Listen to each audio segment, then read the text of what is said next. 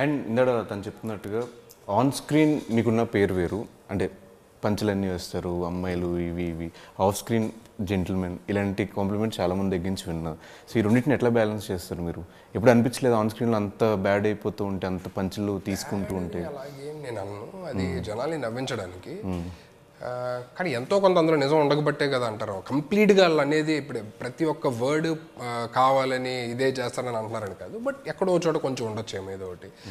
So దాన్ని exaggerate చేసి చెప్పొచ్చేమో, అది కూడా జనాల్ని నవ్వించడానికి. సో దాన్ని నేను ఎప్పుడు నెగిటివ్గా తీసుకోనమాట. ఏమీ లేకుండా అయితే ఉత్తినే అంటారు కదా, ఒకటి ఉండబట్టి ఏదో ఒకటి చేయబట్టి ఏదో ఒకటి అంటారు. కంప్లీట్గా అనేది కూడా ఇది నిజం అని నేను చెప్పలేను అనమాట. సో అండ్ ఈ సినిమా టెక్నికల్ గురించి చెప్పాలంటే ఏం చెప్తారు? టెక్నికల్గా ఎక్కడ అంటే అదే అంటున్నా కదా, ఇనీషియల్గా ఒక ప్రయోగంలో చేద్దాం అనుకున్నది చాలా చిన్న దీంతో.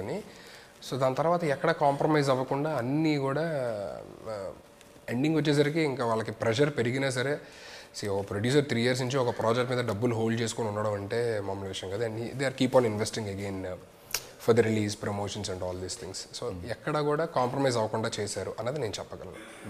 దేంట్లో కూడా ఇది లేదు, ఇది కాదు, ఇది అవ్వదు అని చెప్పలేదు ఇప్పుడు దాకా. అండ్ నాకు బీజిఎం కానీ సినిమాటోగ్రఫీ కానీ అవి కూడా చాలా బాగా నచ్చినాయి. సో వాటి గురించి ఏం చెప్తారు? డిఓపి సన్నీ గారు, ఆయన చాలా అంటే ఇంతకుముందు మేము 3 Monkeys అనే సినిమా చేసామన్నమాట, నేను శ్రీను రాంప్రసాద్. దానికి డిఓపి ఆయనే. సో అది వేరే జోనరు, ఇది వేరే జోనరు. దీనికి కావాల్సింది ఈ స్కేల్ కొంచెం పెద్దది కాబట్టి డెఫినెట్లీ దీంట్లోని ఇంకా బాగా ఎన్హాన్సింగ్గా చేశారన్నమాట.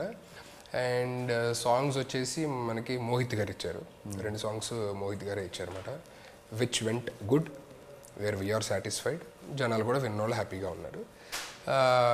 బ్యాక్గ్రౌండ్ మ్యూజిక్ వచ్చేసి మార్కే రాబిన్ గారు చేశారన్నమాట.